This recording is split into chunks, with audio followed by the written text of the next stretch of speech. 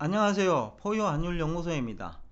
오늘은 4분기 이후 증시 성장성, 수익성, 안정성 모두 점검해야 된다는 주제를 가지고 나왔습니다. 사실 4분기뿐만이 아니라 항상 주식 투자할 때는 성장성, 수익성, 안정성 모두를 점검해야 되는데, 포유환율연구소가 방송 활동을 한 지가 이제 채 1개월밖에 안 되기 때문에, 그래서 과거부터 이 얘기를 해 줬어야 되는데, 저희들이 그 시기를 놓쳤어요. 어쩔 수 없이 시기를 놓친 거죠. 자, 그러면은 이제 왜 성장성, 수익성, 안정성이 모두 중요한지에 대해서 얘기하기 전에, 지금까지 지난해 5월부터 4월 이후라고 봐야 되겠네요.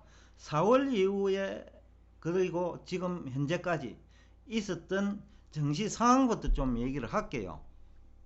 자, 지난해 3월에 대규모로 주가 조정이 있었잖아요. 대폭의 조정이 있었는데, 근데 그 모멘텀, 그러니까 상승 반전된 모멘텀을 누가 만들었나 하면 중앙은행이 만드는 거예요. 그죠? 양적 완화 정책.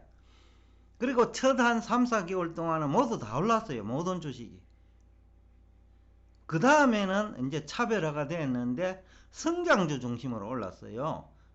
또 정부가 성장 시나리오를 발표하고, 그죠? 그 다음에 세계적으로 또 새로운 4차 산업이라는 테마까지 같이 결합되면서 성장주 중심으로 올랐다는 거죠. 근데 그 성장주들이 대부분 지금 오버슈팅이 돼 있어요. 앞으로 크게 성장하더라도 지금 시점에서 너무 지나치게 앞서간다는 거죠. 성장주 중에서도 도태될 기업 많거든요. 성장주라고 얘기해가지고 정권 애널리스트들이 얘기하는 성장주 중에서는 절반은 저는 아니라고 봅니다. 절반 이상일지도 몰라요. 그러다 보니까 대부분의 이제 성장주들이 지금 오버슈팅이 됐다. 그래서 지난 3월 이후에 사실상은 옥석가리가 진행된 거죠. 그 중에서도 아직까지 성장주 중에서는 그 너무 오버슈팅 됐거나 과대평가된 기업이 있거든요. 또 저평가된 성장주도 있어요. 그거는 다음 시간에 제가 얘기를 하고, 한동안 제가 정시를 떠나 있었기 때문에 이 방송을 하면서 지금 공부를 하고 있는데, 오랜 기간 우리나라 정시는 떠나가 있었어요. 떠나가 있었기 때문에 구체적인 종목을 얘기를 할 단계는 아닌데, 우선 보다 보니 몇 개는 저평가되어 있다라는 것도 발견되거든요. 그래서 이제 옥석 가리기가 진행될 수밖에 없다. 그리고 너무 많이 올랐으니 기간 조정이 있을 수밖에 없다 얘기를 지금 하고 싶고, 그 다음에 이제 지금 이제 여러분들이 그 염두에 둬야 될 것이 이제 부채 문제입니다. 흥다그룹이 결국 부채 문제로 터졌잖아요. 그죠?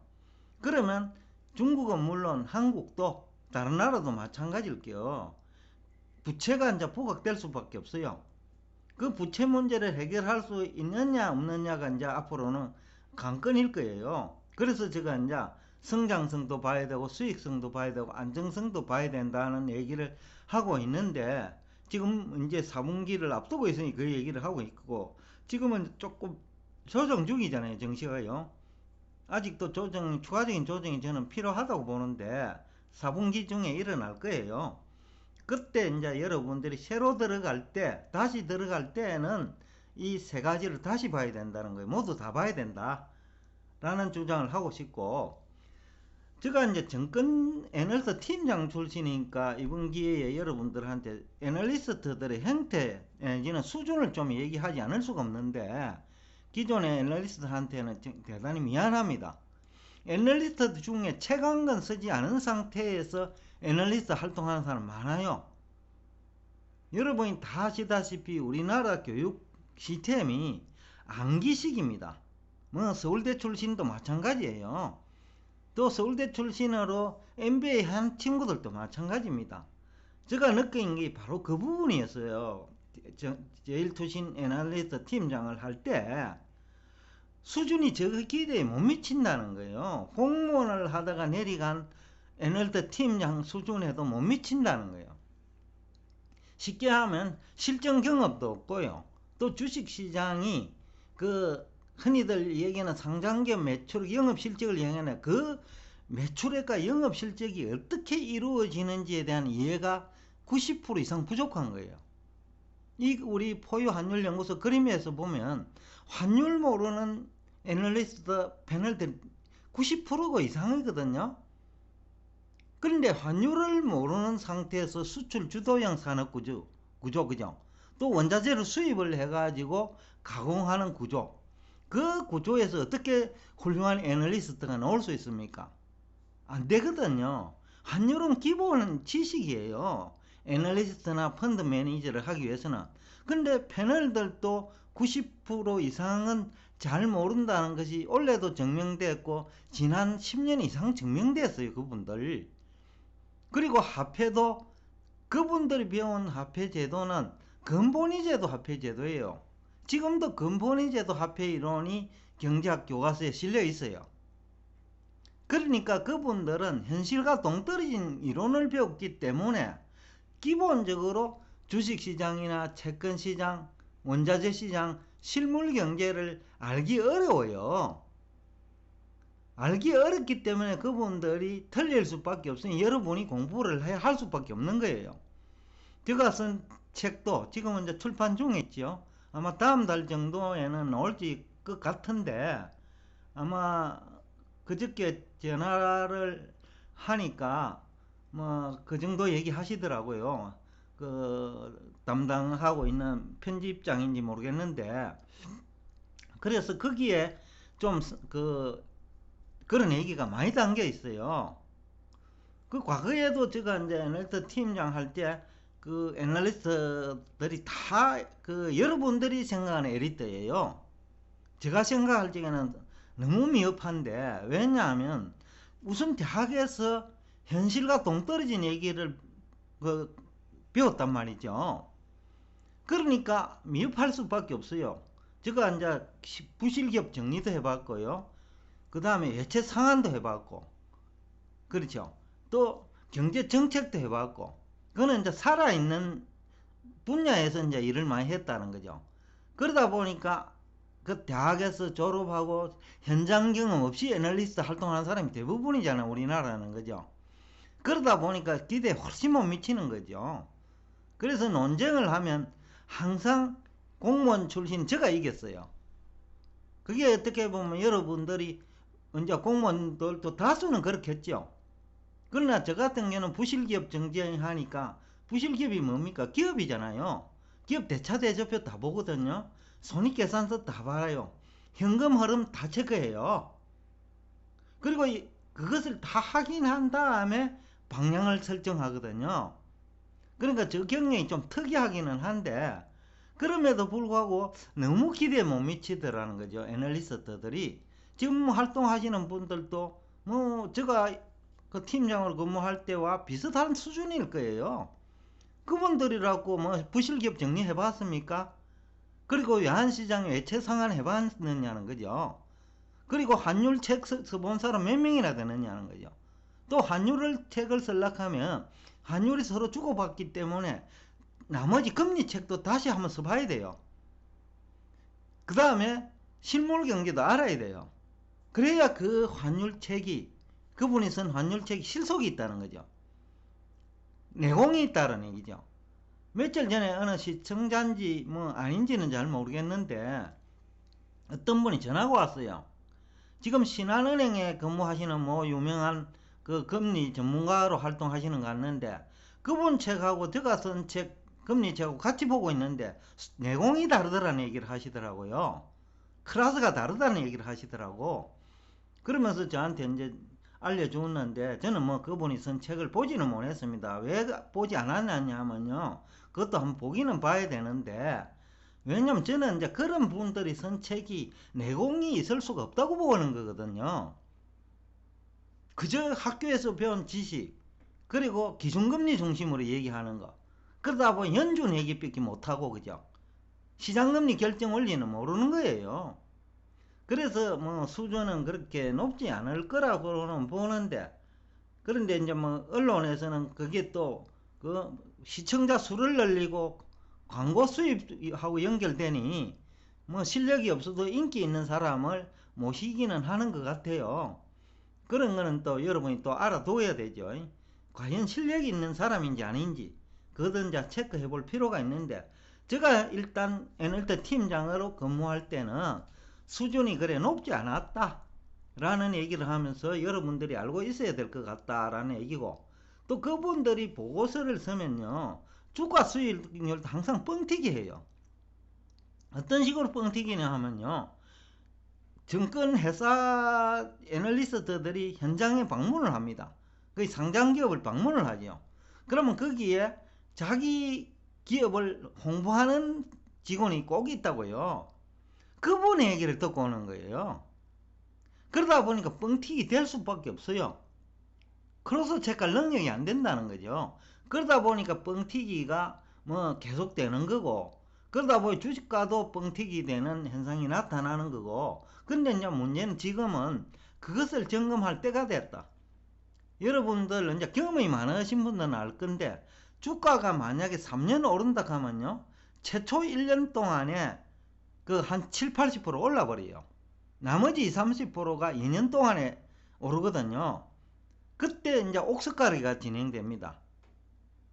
그 앞에 1년 동안 올라온 주식 중에서는 조정받는 주식도 많이 나와요. 왜냐하면 성장주 중심으로 올랐거든요. 근데 성장주 중에서는 사실상 성장주 아니 무늬만 성장중 기업도 많아요. 오히려 그게 많을 거예요. 그러다 보니까 이제 그런 기업들의 주식은 내리고, 그 다음에 그동안에 오르지 못했던 흔히들 가치주라는 건데, 사실상 가치주도 과거에는 성장주였어요. 지금도 이제 성장주이면서 가치주인 주식도 있어요. 또 저평가된 주식도 있을 겁니다. 틀림없이. 제가 이제 오랫동안 이제 현장하고 시간이 있었기 때문에 아직까지는 종목 얘기를 할 수 있는 입장이 아닙니다. 그러나 대충 한번 봤어요. 보니까 그 조금 성장성이 있고 실제 내실 있는 기업도 있는데 저평가된 기업도 있다는 걸 확인했어요. 그러다 보니까 주가가 덜 올란 기업도 있다. 그런데 빠질 때는 또 같이 빠지거든요. 그러니까 이제 조금 기다렸다가 들어간 때 제가 이제 여러분들께 도움이 될 수 있도록 오늘 이 얘기를 하는 거예요. 그래서 정권 전문가들 얘기를 100% 믿지 마라, 그 얘기를 하고, 그 다음에 손익계산서와 그 다음에 대차대조표, 이게 손익계산서입니다. PL이. 그 다음 BS가 대차대조표거든요. 이 자산이 그 과거 장부 가격을 보면 안 됩니다. 예를 들어 주식이 있다고 하면 과거 뻥튀기 된 주식이 있을 수 있거든요. 자산도 뻥튀기 된 자산이 있을 수 있어요. 부동산도. 지금 세계적으로 이제 부동산이 조정 국면에 들어갈 수 있는 환경은 조성되고 있어요. 우선 금리가 오르고요. 또 BBB 등급 채권이 지금 많이 생겨요. 그리고 한동안 어려워갖고 코로나 사태로 그 자영업자도 힘들잖아요. 중소기업들 다수는 힘들어요. 그러니까 시장금리까지 오르면 부동산도 조정을 받을 수 있는 환경은 만들어졌다. 그런 측면에서 보면 대차대조표와 손익계산서를 여러분이 재평가할 수 있어야 됩니다. 그래서 지금 제가 출판 중에 있는 책에는 그런 얘기들을 하고 있는데, 나중에 그 얘기는 책이 나오면 제가 별도로 또 이 방송을 할 거예요. 여러분들이 이해하지 못하는 부분도 있을 거고, 동일한 책을 보고도 왜 시험 치면 점수가 다르잖아요. 해석이 다르기 때문입니다. 제가 모 대학 경제학 교수이면서 패널로 활동하시는 분하고 저하고 의견이 다른 이유가 그런 거예요. 저도 그분이 얘기하는 거 다 알아요. 어떤 얘기를 하는지. 그런데 아까 얘기했습니다만 며칠 전에 그 수출하고 코스피 지수 연결을 어떻게 시키는지 다르게 연결시키거든요. 그 다음에 미국의 무역수지와 중국의 무역수지를 다르게 보는 거예요. 그러니까 저도 경제학 공부했단 말이에요. 경제학 공부를 했는데 해석이 다른 거예요. 그분이 박사인데도 해석이 다른 거예요. 왜? 저는 또 부실기업 정리를 해봤잖아요. 경제학을 실전에 응용해봤다는 거죠. 또 회계학을 실전에 응용해봤다는 거죠. 그리고 애널리스트가 발표한 대차대조법 손익계산서를 부실기업 정리하면서 경험해봤다는 거죠. 또 환율책을 쓰면서 또 외채를 상환도 해봤단 말이죠. 그러니까 금리도 결정을 해본 사람이에요, 제가. 그러니까 그분들하고 다른 거예요. 수준이 완전히 다를 수밖에 없어요. 그래서 저희들이 지난 제가 3월부터만 여러분들이 이제 방송을 통해서 노출됐는데 이 얘기가 완전히 다르잖아요. 적중률이 완전히 다르다는 거죠. 주식, 금리, 원자재 모두 다요. 경제 성장률도 다를 거예요. 제가 한 번씩 한국은행 경장 성장 전망도 저는 새로 만들어 버립니다. 설득력이 없다고요. 그래서 몽골에 들어갈 적에 제가 8.15 머니 활동할 때 잠시 그 얘기 한 경험이 있어요. 그리고 이제 대차대조표를 이제 제대로 볼 능력을 갖춰야 된다. 과거 자산이 아닌 현재와 미래 자산 가격을 가지고 여러분이 대차대조표를 해석할 수 있어야 되는 거예요. 손익계산서도 마찬가지예요. 아마 지금 현재 출판 중에 있는 책이 나오면 제가 그 얘기 한번 할 거예요. 지금은 여러분들이 교재가 없으니까 얘기해도 어려우니까 그때 다시 얘기를 하고 오늘은 여기서 여러분과 대화를 마치겠습니다. 오늘도 끝까지 들어주셔서 대단히 감사합니다. 다음 시간에도 차별화된 정보를 가지고 여러분을 찾아뵙겠습니다. 감사합니다.